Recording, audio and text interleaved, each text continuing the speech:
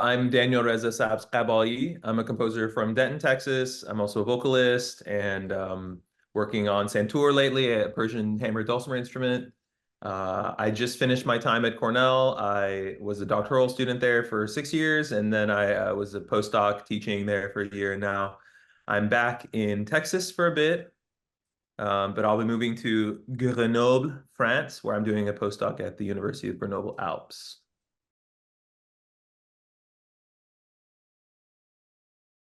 I'm half Iranian. My father was from Iran. My mom is from Iowa, and so I grew up kind of in between these two cultures. Unfortunately, he died in a car accident in 2016, and his death really spurred me to get closer to this part of myself. He never handed down Persian to me. I don't know why. It's very strange. I hold it against him. I mean, I love my dad. He was amazing, but he should have taught me Persian. And so during that time, I said, well, I have to get really serious about this. While I've been at Cornell, I focused a lot every semester on taking Persian. I took courses on poetry translation and poetry, and it just became a big part of my practice. And now I'm not fluent, but out of 10, I'm like a 7 or an 8. So like I can have good conversations. I love translating poetry, as I said. So it's just been a large part of my practice. And then the choral music thing, I'm a singer. And so since I was 4 or 5, I've been singing in different groups. I grew up singing in the Lutheran church. And then that's from my mom. She's an organist. And then my father, he was not an artist, but he was really into Persian music. So he, handed that down to me through old tapes that came from Iran and old CDs. So this was a part of me. And then again, while at Cornell, I started to really focus on this performance practice and then the really small niche of Persian choral music, which is not popular in Iran either. It's like a very small things. My final semester just now at Cornell, I put together some concerts of Persian choral music where I got a group together, a choir. I brought different chamber musicians from out of town, and I conducted and did some arrangements of different pieces. And it was all based on my research. So that was really rewarding for me.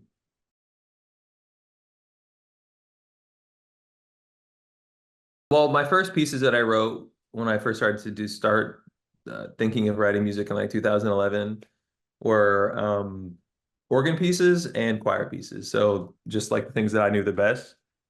And then that morphed into, wanting to explore chamber music and all the instruments and, orchestra and Persian music eventually. The idea of time, I would say, started to get more important to me around like 2015, 2016. Like after a couple of years writing, I started to find things I was interested in. I just was interested in the way that 2 hours could feel like 2 minutes and 2 minutes could feel like 2 hours when you're encountering different pieces of art and also in the greatest and worst times in your life. And I think that the way that these kinds of things intermingle is like really essential to our experiences as people. And what I mean by that is like, the moments whenever you're really joyous and you're happy and you're succeeding, you're in love, like I don't know, like you experience orgasm, like these really intense moments are very, very positive and pleasurable, and it feels like an instant passing because of like how joyous it is, and you want to cling to this. Conversely, when you're like feeling pain or loss or you're very unhappy or whatever, it feels like you're like in this quicksand and you can't move out of it. But I think that the way they intermingle is like very beautiful, even if one is painful.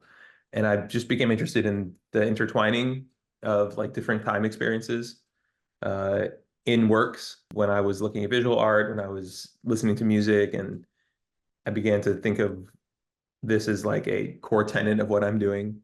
And it's evolved since then. Um, I'm still interested in that, but lately it's more so about like the way we look at nostalgia and how time passes through different filters in our lives and memory, right? So this piece is all based on memories of this old tape that my father used to have and he loved. In this series, Residues, all of them are based on different old recordings that I grew up with in different ways. So it's this marriage of time, nostalgia, and tradition in different ways, and coming to grips with what that means for me as like a cross-generational Iranian American. where I have a large performance practice handed down to me through these old tapes, not through like my father. He wasn't, as I said, a performer, but like these were my teachers. And then as I've gotten older, I look to them as like well springs of influence and cultural influence as well, not just musical. That sonic memory that's important in the piece that comes from like that initial thing, a memory of the piece, is echoed in the piano. So this work is for this, quartet. The piano has is the memory of the tape though. So that's a big part of this work also, that the tape is this arbiter for the connection to this other generation and to my father. And so this memory of the like noisy tape and the imperfection of that recording is reflected in the piano. Is mostly this like noisy percussion instrument with some foil in the left hand that has this like resonant din that connects throughout the piece. And uh, that's a big part of all of the Residue series, is this sonic memory of the way that the thing was handed down to me.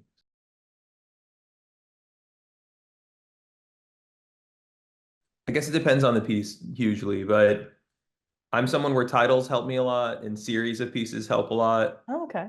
Um, so this series is Residues, so that's like looking at leftovers of things or films of grain on other things.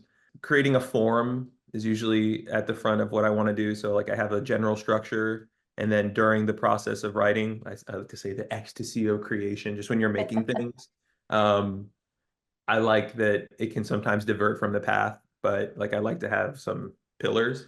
And then lately, in these works and in my set At Any Rate, which is another series of works, um, I've been deep in this process that I've been cultivating called sonic archaeology. That's how I describe it. And it's a way of looking at sonic documents and cultural documents like records or tapes, or anything that hands down sound and culture to from one generation to the next. It's a way of looking at them and examining them like an artifact and finding their sonic peculiarities and things that stick out and looking under a really fine microscope and using it to create new material. The process right now, and it will probably morph in the future, but I started doing this in like 2020. It starts with me listening a lot to pieces. So like this one is based on Atashe Karavan, which is Caravan Fire in Persian. It's an old song by Delkash and Tajvidi. I listened to it over and over. I grew up with it. So my memories are kind of calcified in that way, my oral memories and my like actual memories. But I wanted to return because there's certain things that I remembered and misremembered of this Mm. music, right? Because they're connected to my dad. And so I listened over and over and over again, like, hundreds and hundreds of times. And I find moments that I think are strange in the like sonic layout of it, where like the recording at that, because it's old, it's from like the 50s, 60s is my memory. The recording gear and process creates like artifacts with like an E in the recording, right? And I find those moments interesting, or where the harmony, like unintentional, like just harmony that happens through the process of all the notes flying over on top of each other, not like the chords themselves, right? I just look for these moments that stick out and I find what makes them happen that way. And after using only my ears and looking at things finally, I bring them into digital audio workstation like a DAW. And I slow them down and look at the stack up of the partials across all of the piece. And I use that as compositional material that I can reconcatenate and explode and put back together. And so it wholly gives itself, or like it is from this piece or this song or whatever. But the goal is not to like make that very well known in the piece, but rather like to see if it still, when reconstituted, owes itself to it. So in this piece, I explore that in a couple of spaces, but also there's an ostinato that runs through it that's from the original. So that's kind of the process here. That archaeology also is focusing on Del Cash's voice through the guise of the clarinet. So it's a very vocal part uh, that rides atop the rest of the ensemble.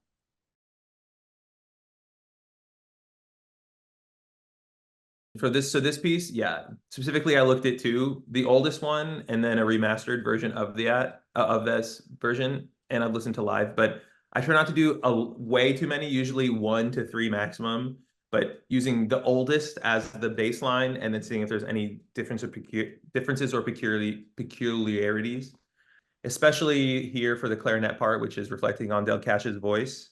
I tried to see in her different performances what was the same and what was different and make a composite kind of there. So the clarinet really imbibes her spirit and her vocality. I worked really closely with the commissioner of the piece, which was the music from Copeland House. The player was Moran Katz. She's an Israeli clarinetist who does classical music and klezmer. So I was really lucky because a lot of her skill set could apply to this. Because I was looking at, I called it like timbral telephone.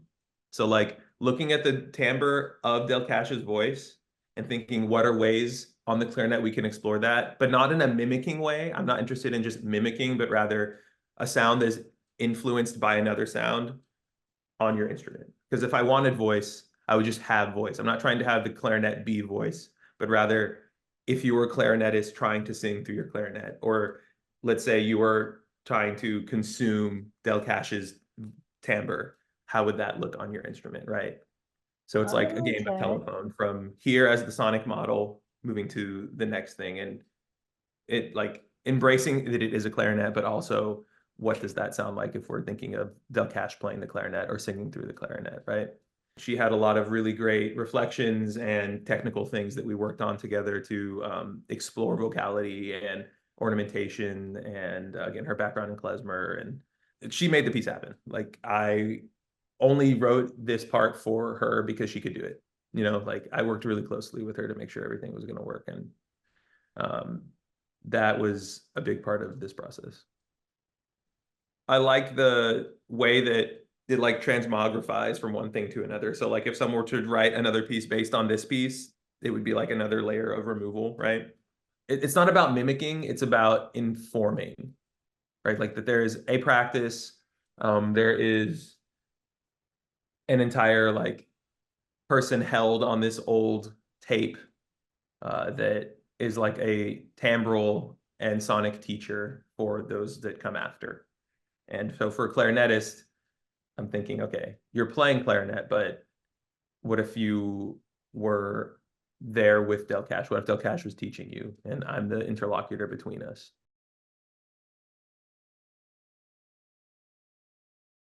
These are all going to be sets reflecting on different parts of my life or backgrounds generally. So another one is called At Any Rate, and they all feature a record player as one of the instruments that plays noise throughout at different speeds. Each movement, I haven't finished it yet, but each one is based on a different record of historical significance. So a 33, a 45, a 78. I've done two. I'm doing a third one now, and I'll finish. Well, I'll do one more at the end, I think, and then it'll be complete. The ritual of putting on records, like it's this whole thing, and where you have to own the device, you have to own the record. You come, you put it on, like it's this whole like that's a part of the works. They're theatrical in certain ways. Like the object is a precious thing that holds and passes down culture. I have another set that is all duos based on Chehre Chehre, which is an album by Shajarian, really famous Persian singer who died in 2021, I think. He was 80. Super, super famous. The album really well known. It's called Chehre Chehre. It means face to face. And I have a whole set of duos. I've done two so far, but I want to do more that are for different instrument combinations and each reflect on that album in different ways. So it's fun to return to it and find new things because now I've listened to the album so many times and replayed moments from it thousands of times, right? Looking at it slowly. In these, it's always a duo. It's based on the relationship of Shajarian and Lotfi, who was a guitar player, and Shajarian a singer, and their relationship. And then when I write the duos, they're usually four, duos, like players who play together regularly. And I Okay. interview them and I learn about their personal relationship and how it coincides with Shajarian and Lotfi's relationship. So it's like a meeting of four people sonically. They all have different physical choreography as well. So Chehre Be Chehre is face to face. I have one called Posh Be Posht, which means back to back. They play the whole piece back to back. So they have to have a very intimate connection, but while like they can't see each other. So it's really body cues, right? I just did one for two flutists called Del Bedel Ra Dare, which is heart to heart finds a path. It's a saying that means I was thinking the same thing, or when you're in the same mind as someone. That had some physical choreography. So they're all face to face, back to back, cheek to cheek. Like they're all these different physical like setups. So that's like a handful. I'll do more. I think they're useful to help put compositional ideas under one umbrella. I can tell quickly whenever I have one idea and it needs to be explored deeper.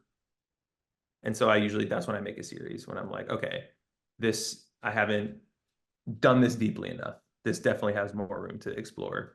And it's also useful to like when I get a commission, I can I can say, okay, I already have a clear idea, at least kind of what I'm gonna do, right?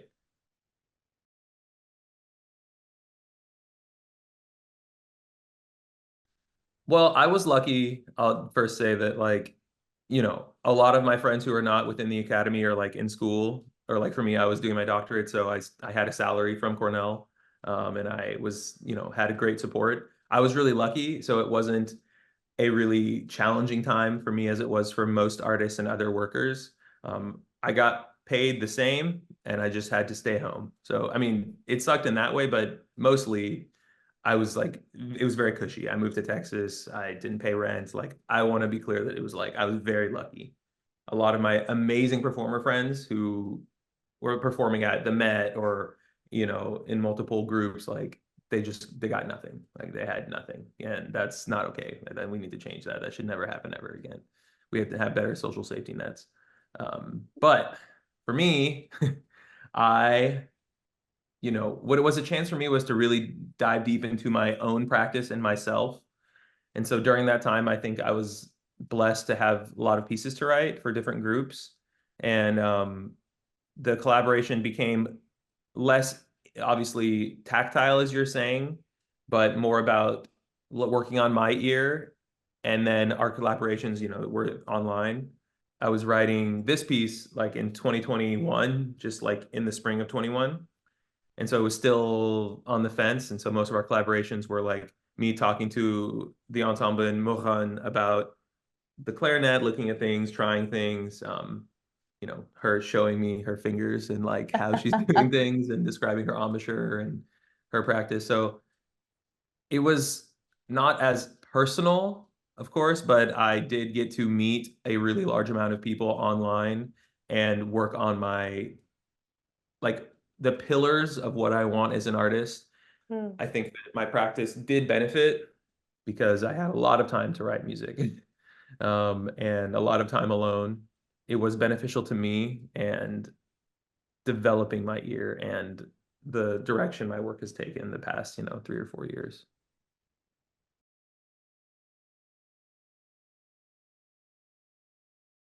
I'm doing a new piece for the biggest one is a work for Ensemble Proton Bern that is based in Switzerland. They're in Bern. I'm doing a 20-minute piece for them that is for this strange octet. They have violoncello and then a clarinetist who owns like every clarinet. He has like, I don't know, like 12 or something. Like all these, yeah, like every weird one. And then oboe, and the oboist has a lupophone. Bass oboe, yeah, it's really weird. Then bassoon, but the bassoonist owns a contrabassoon, of course, and then a contraforte, which is like a new and updated version of the contrabassoon. And then a keyboard player who owns many physical keyboards, like a Rhodes piano, and runs electronics, all of these things. And then harp, flutes, and then the flute player has many flutes, right? Like so it's this kind of eclectic thing. Then I'm doing a piece for Hub New Music, which is going to be the third work in the At Enuret set. Gotta do that soon. And I'm doing a new choral piece for Vox Venti, which is a choir in Chicago. Um, I think that's kind of my year right now. Yeah, you can Things follow to me on release. Facebook, Instagram, my YouTube channel. I have like 3,000 subscribers, so if you want to check out some of my music there, I post mostly there. I don't have any recordings on Spotify yet. I should probably, but I use mostly YouTube at this point. Thanks for watching. If you enjoyed this interview and want to see more like it, check out the 30 by 30 by 30 playlist on our channel. For more information about the 30 by 30 by 30 project, check out the website linked to the right.